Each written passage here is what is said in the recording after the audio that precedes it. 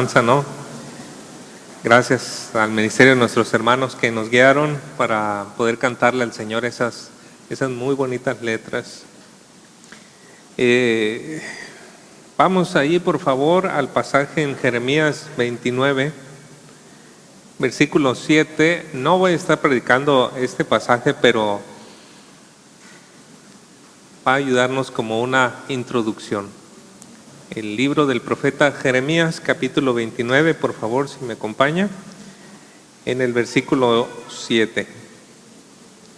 Y una vez que lo encuentre, por favor, acompáñame poniéndose de pie.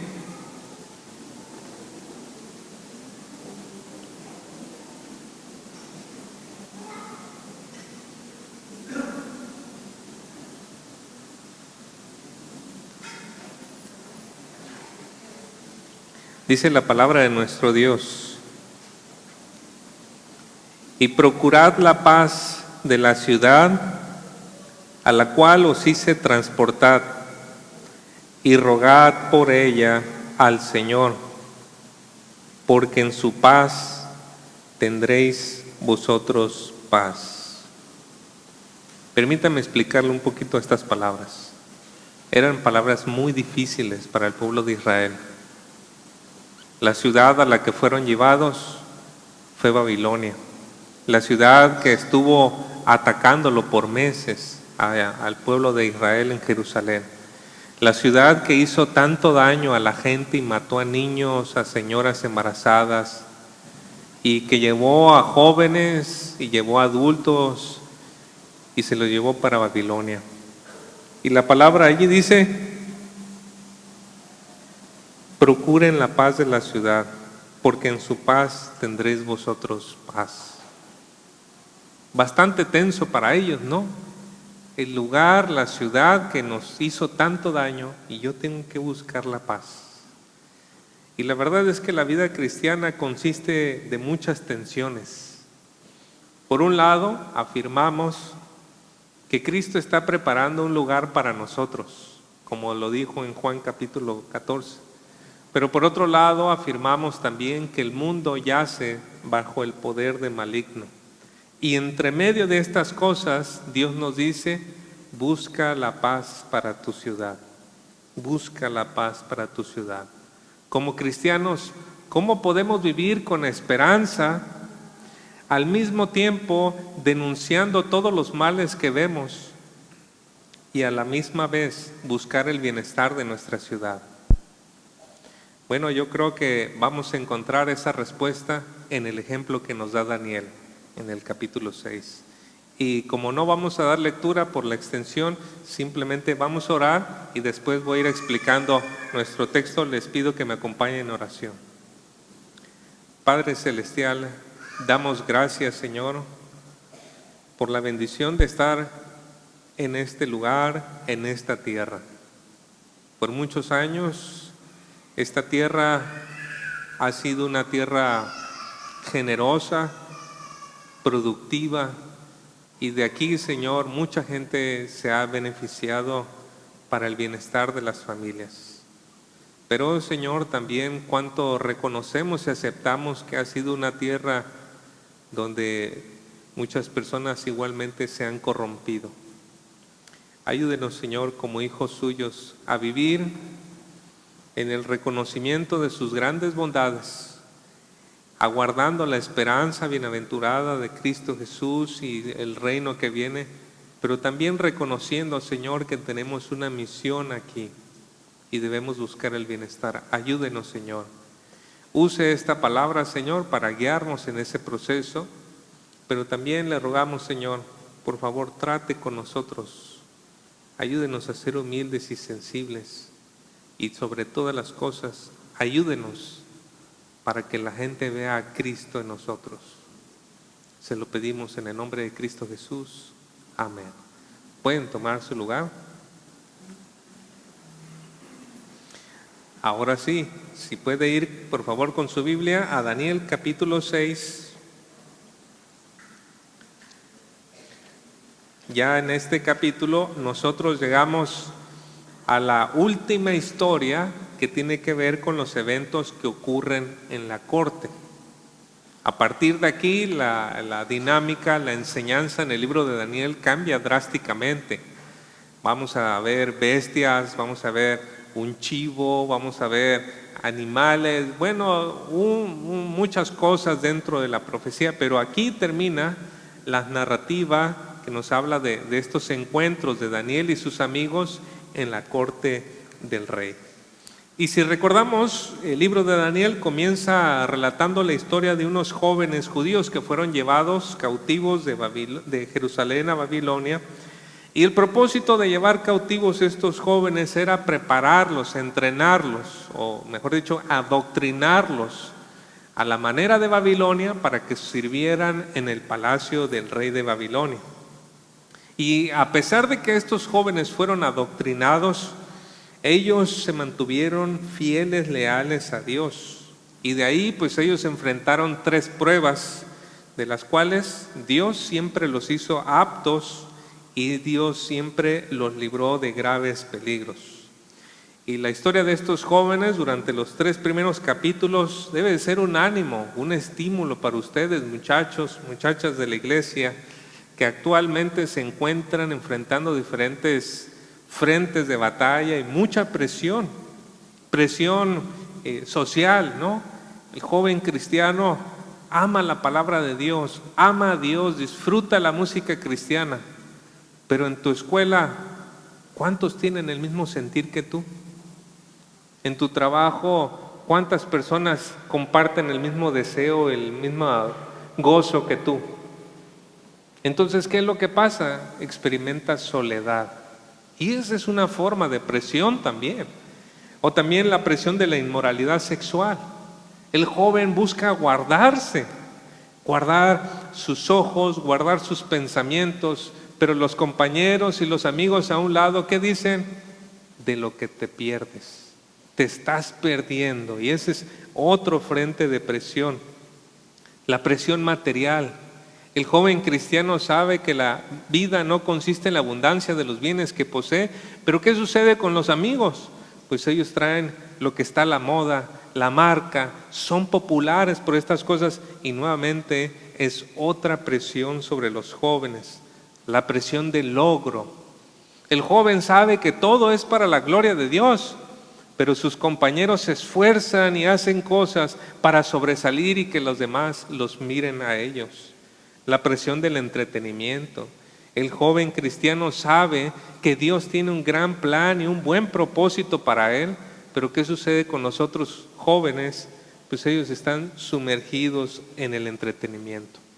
Así que las historias de los primeros 3 capítulos, con Daniel y sus amigos jóvenes entre 15 y 21 años probablemente, nos enseñan que la fe puede salir victoriosa en medio de eso.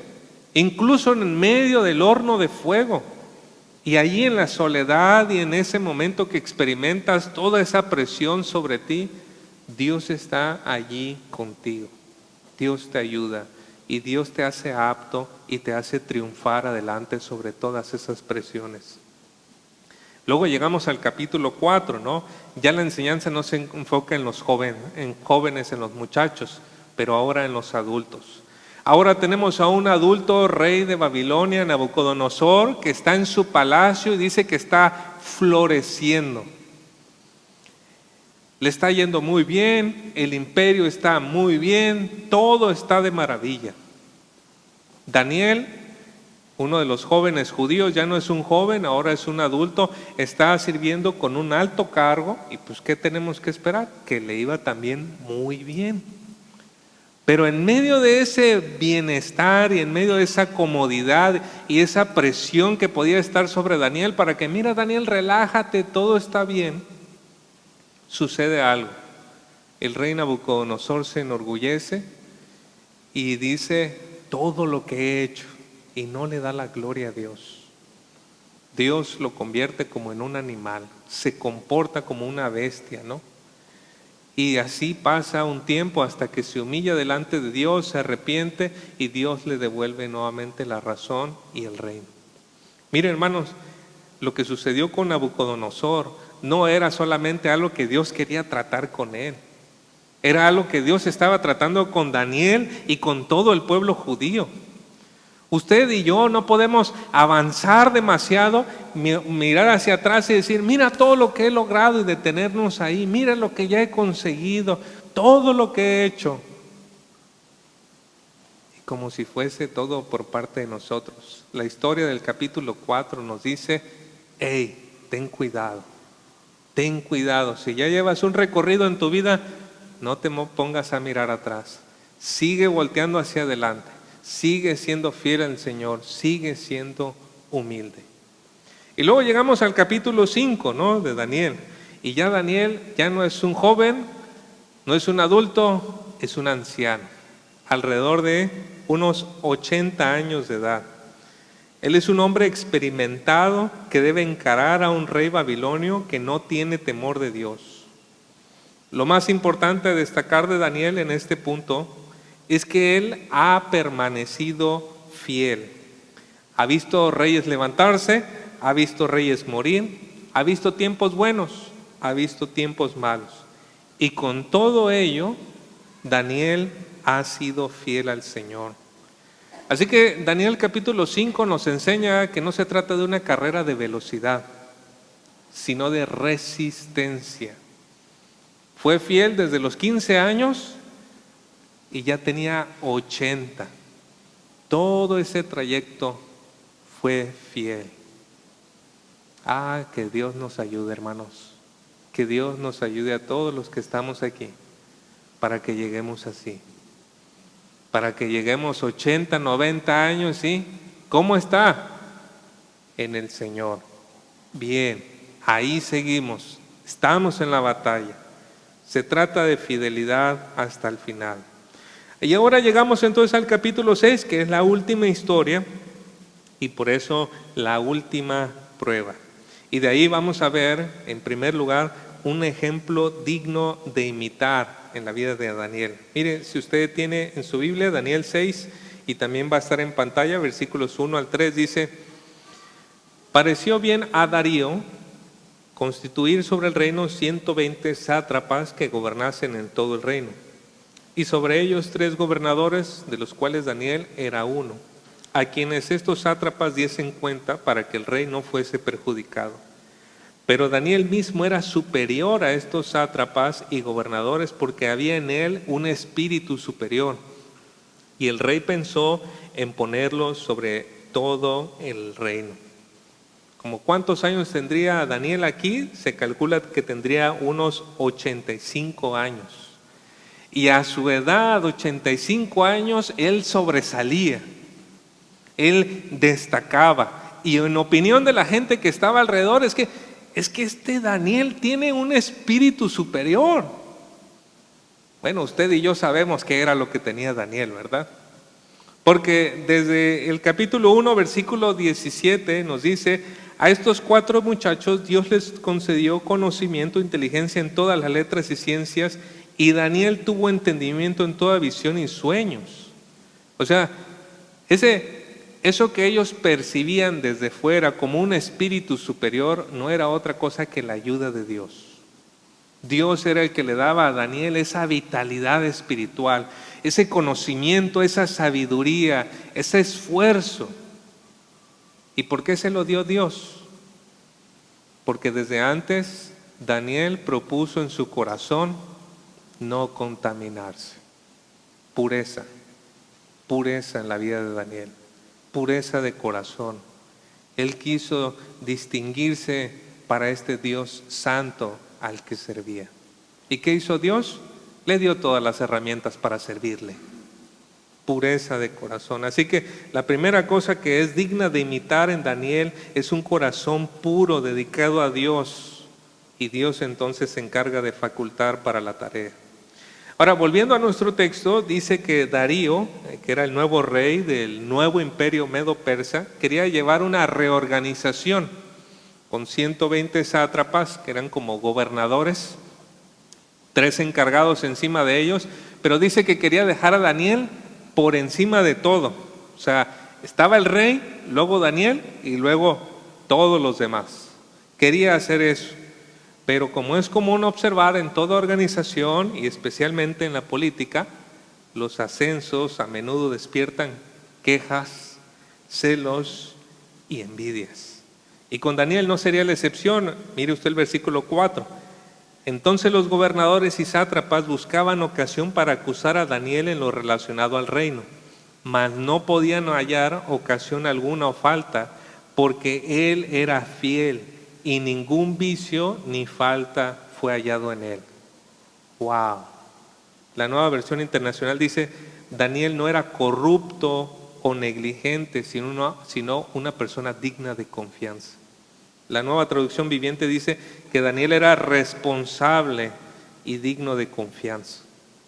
Daniel era un hombre íntegro, un hombre íntegro. Hermanos, ¿a cuántos políticos en altos cargos en la actualidad se les puede hacer una auditoría y encontrar que sus cuentas se llevan correctamente? A mí se me ocurre pensar que a ninguno, pero por si acaso vamos a decir que unos poquitos, ¿verdad? Difícilmente, pero se lo hicieron a Daniel. Le hicieron una auditoría y buscaron a ver si había cosas en las cuales había sido fraudulento, había malversado el dinero. No hallaron, no encontraron. Pero hay que señalar, hermanos, que la malversación del dinero no es un problema exclusivo de la política. Las iglesias y las empresas también son objeto del desvío de recursos. Y por muchos candados que existan y por muy buena que sea una administración, siempre existen oportunidades. Siempre. Ustedes saben, los que trabajan en negocios, ustedes saben, los que tienen negocios, siempre hay oportunidades. Por mucho que se pueda, siempre habrá esas oportunidades. Y la pregunta que nos tenemos que hacer es, ¿qué hacemos con esos momentos de oportunidad donde puedes obtener algún beneficio impunemente? ¿Qué hacemos en esos momentos? ¿Qué haces cuando nadie te ve? Cuando nadie te observa. Usted se puede guiar por el principio que dice, si no dice claramente que algo es para mí, entonces no es para mí. Ese es un principio que nosotros seguimos en casa, en familia. Y bueno, es un principio muy importante. Porque puede pasar dinero por sus manos. Y usted puede pensar, bueno, es que esto es lo que merezco, ¿no? Y ya quiere usted cobrarse, ¿verdad? Por su propia cuenta. O, es que esto es lo que debería. No. Si no dice que es claramente para usted, eso que pasa por sus manos, no es de usted. No es de usted, aunque pudiera parecer. Si usted hace esto, bueno, se va a librar de muchas cosas. En una iglesia se puede ser deshonesto de muchas maneras y no solamente el dinero. Por ejemplo, cuando un líder copia los sermones o escritos de otro sin haber pagado o sin haber dado el crédito. Eso es plagio. ¿Sabe? Cuando estaba estudiando en la universidad, un profesor se confundió cuando yo envié un documento. Él pensó que yo había copiado de un libro y se lo había mandado. Y me dijo en un mensaje de correo, esta es la última vez que le dejamos pasar esto. La próxima está expulsado de la universidad. Y yo, pero dígame, ¿qué?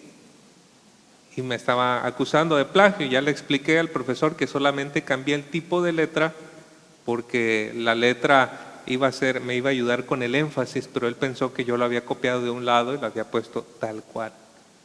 El plagio es una cosa delicada, especialmente en las universidades. Y bueno, aunque lo podamos tener como casi aceptable en una iglesia, plagiar los sermones de alguien, los estudios de alguien, es deshonesto, no es íntegro. También cuando una persona se acredita el trabajo de todo el equipo, eso es deshonesto, hermanos.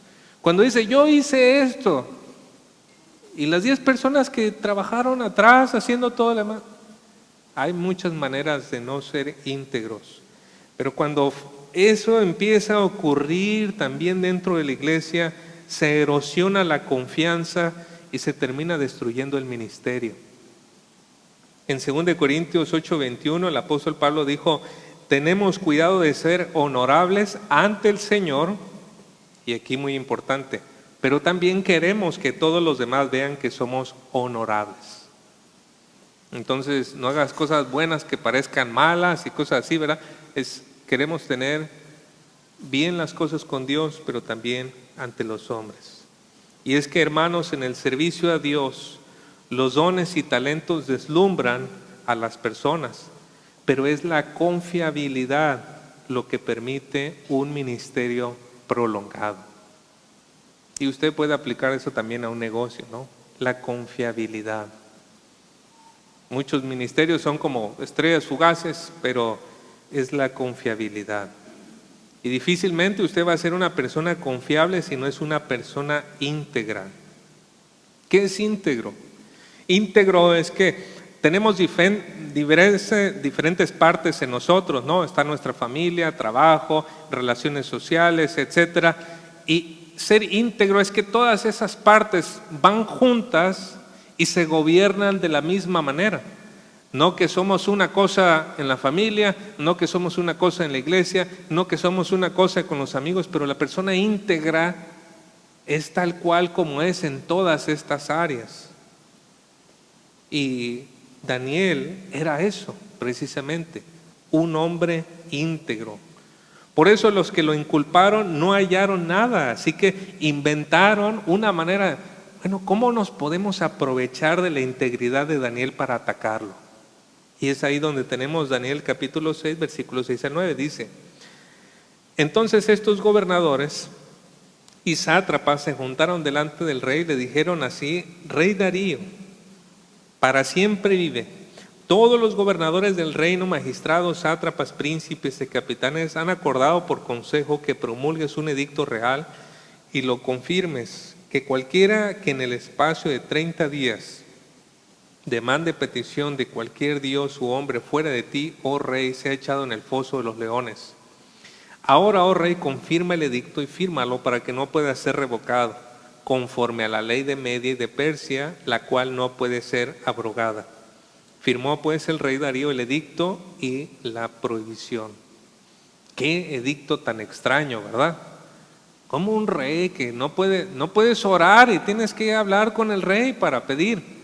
Bueno, tenía su propósito. El imperio medo-persa acababa de comenzar. El antiguo imperio babilónico, estaba el nuevo imperio medo-persa. Seguramente ahí habían ciertas guerras, habían ciertos problemas internos en el gobierno, y lo que estos gobernadores y toda la gente hizo fue: rey, necesitamos que la gente dé prueba de lealtad a ti, para que todos se unan y sepamos quién está contigo y quién no está, y pues allí quede. Entonces era un plan para unidad.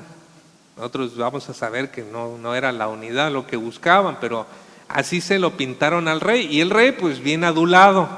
¿Por qué? Porque pues era que tenían que hablar con él.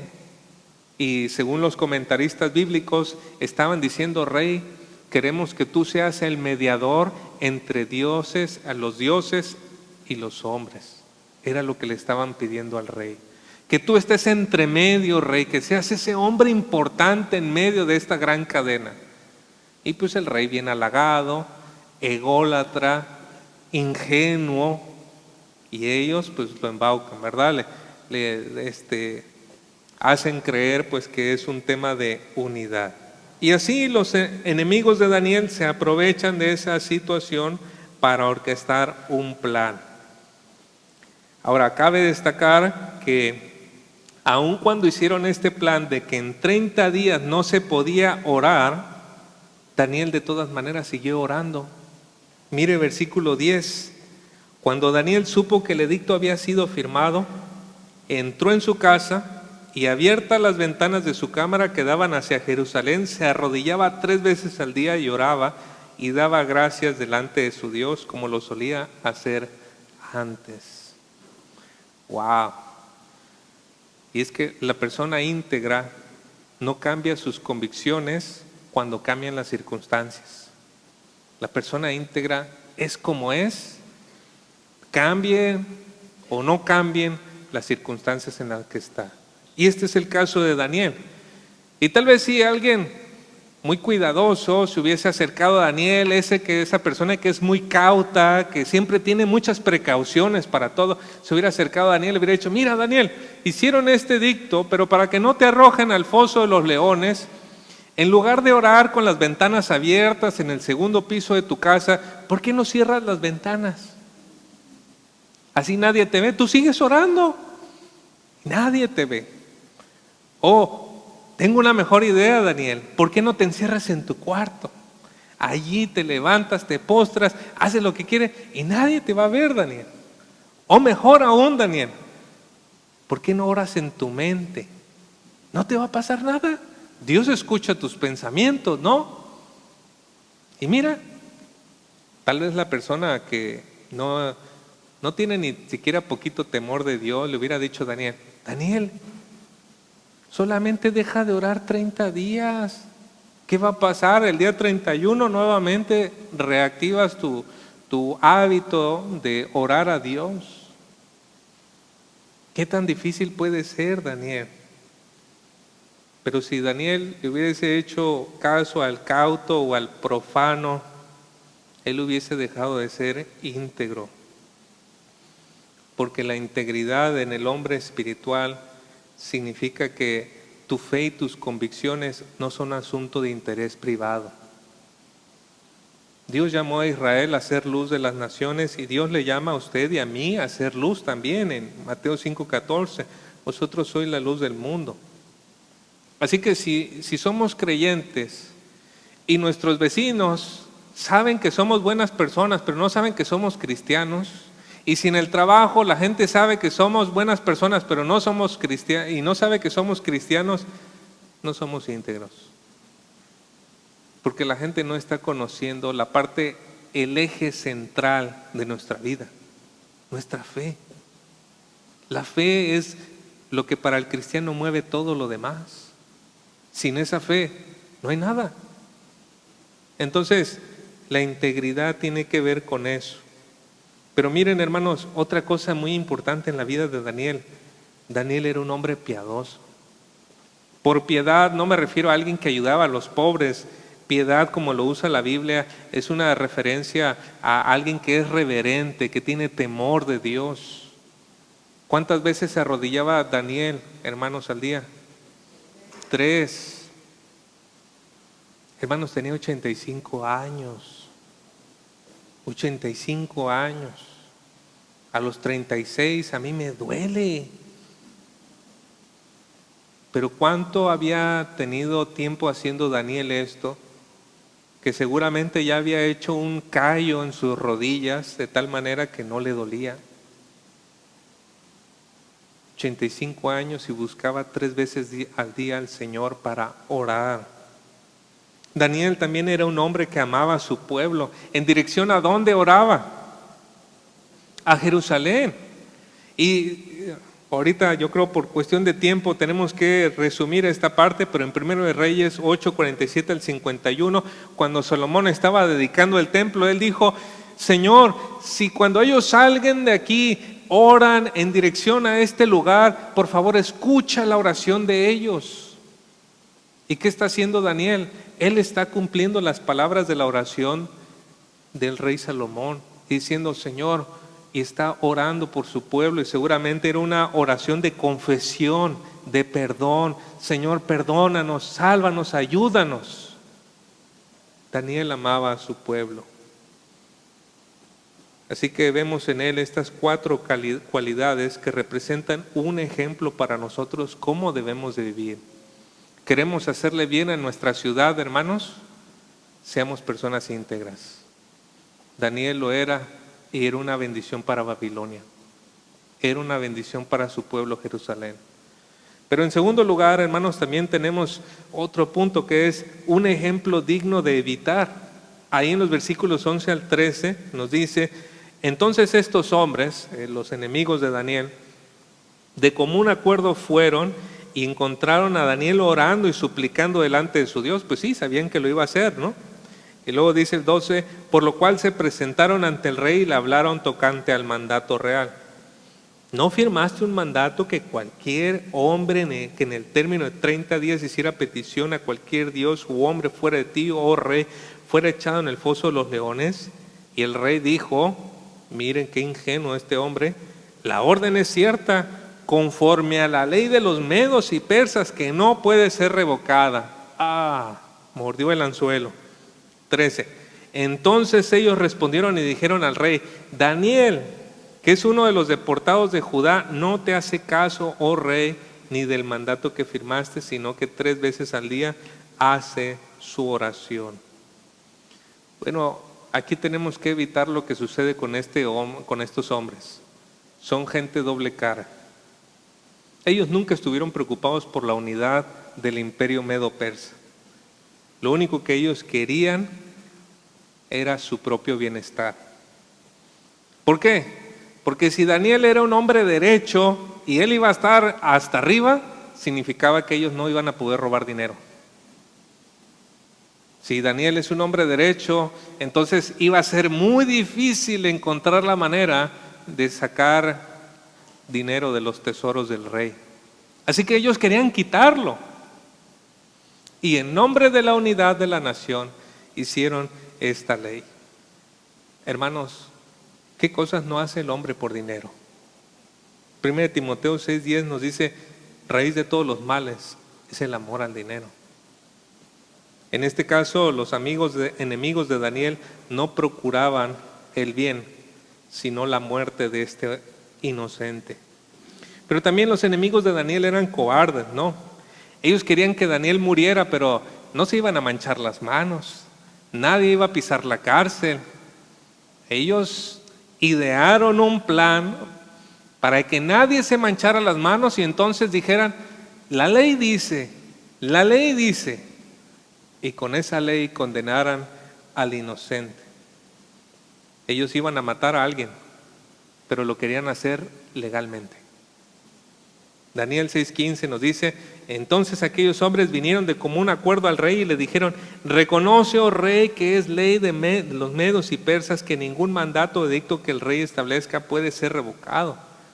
El rey quería librar a Daniel, pero estos hombres estaban allí diciéndole: no puedes hacerlo, rey, no puedes hacerlo. Y hasta este punto es cuando el rey se da cuenta: ¿qué hice? Todo porque ese hombre estaba pensando en sí mismo. ¿Qué necesidad había de que él firmara un edicto así? Pero le gustó la idea. Y como le gustó, ingenuamente lo aceptó y finalmente llevó parte en esa culpa. Ya no había nada más que hacer. Ahora llaman a Daniel y le dicen: llévenlo al foso de los leones. Probablemente era una estructura con 2 puertas por arriba, y por un lado, por este lado entraron los leones, y era una parte que estaba cerrada, y en la parte de arriba donde eran lanzadas las personas para que se lo comieran los leones. Entonces probablemente ahí llevaron a Daniel, movieron la piedra, lo mandaron hacia abajo, y cuando Daniel estaba bajando, taparon la piedra, la sellaron, pusieron el anillo del rey, sellaron para que fuera un asunto real, de tal manera que si alguien quisiera mover la piedra era un delito gravísimo, y pues todos tenían que respetar la decisión de la ley de los medos y persas. El rey se fue a su casa todo triste, no quiso que le trajeran música, nada, no pudo dormir, estuvo ayuno, pero llega la mañana y él quiere saber qué sucedió. Daniel 6:19 y 20 dice: entonces el rey se levantó al amanecer, al rayar el alba, y fue a toda prisa al foso de los leones. Recuerden que el rey quería que Daniel fuera el segundo, ¿no? Y dice: y acercándose al foso gritó a Daniel con voz angustiada. El rey habló a Daniel y le dijo: Daniel, siervo del Dios viviente, tu Dios a quien sirves con perseverancia, ¿te ha podido librar de los leones? Ya nos imaginamos la voz temblorosa del rey, ¿verdad? ¿Y qué creen que pasó? Bueno, tercer punto, el desenlace. Daniel fue librado de los leones. Mire versículos 21 al 23. Entonces Daniel respondió al rey: oh rey, vive para siempre.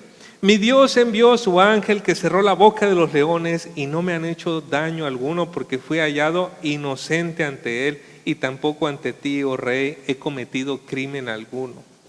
El rey entonces se alegró mucho y mandó sacar a Daniel del foso.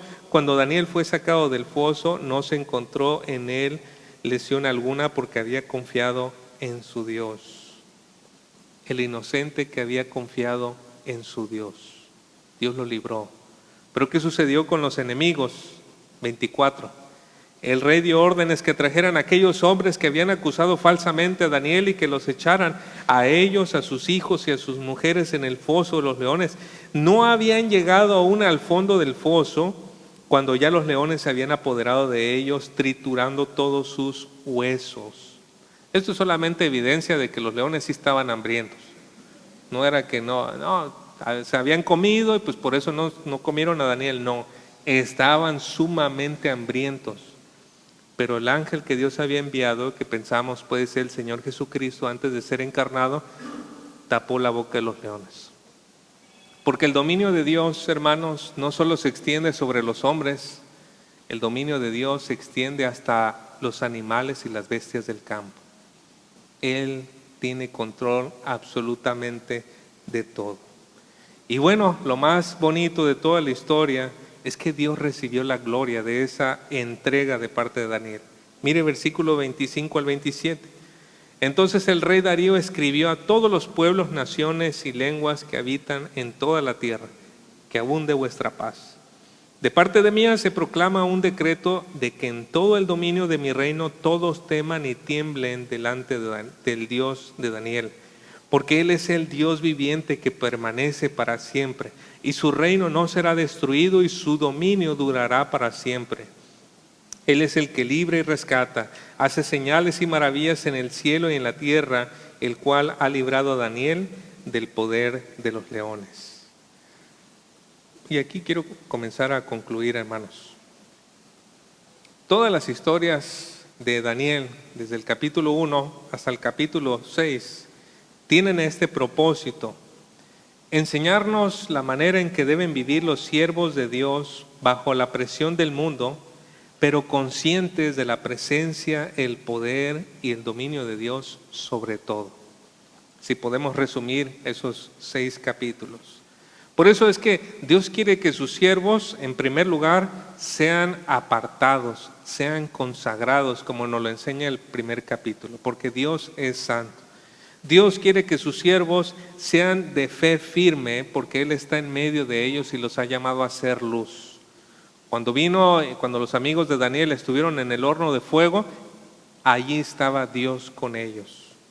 Dios quiere que sus siervos, en tercer lugar, siempre sean humildes y le den la gloria, como a las malas tuvo que aprender Nabucodonosor.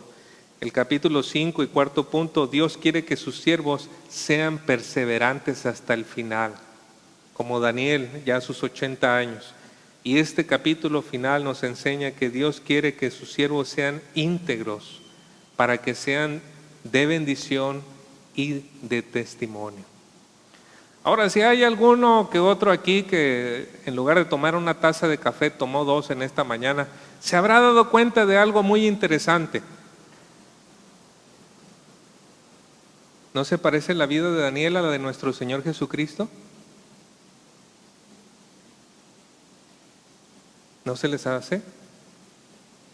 Daniel fue rechazado, fue perseguido por aquellos sobre los cuales iba a reinar. Y así también Cristo. Él fue perseguido, fue rechazado por aquellos sobre los cuales iba a tener autoridad.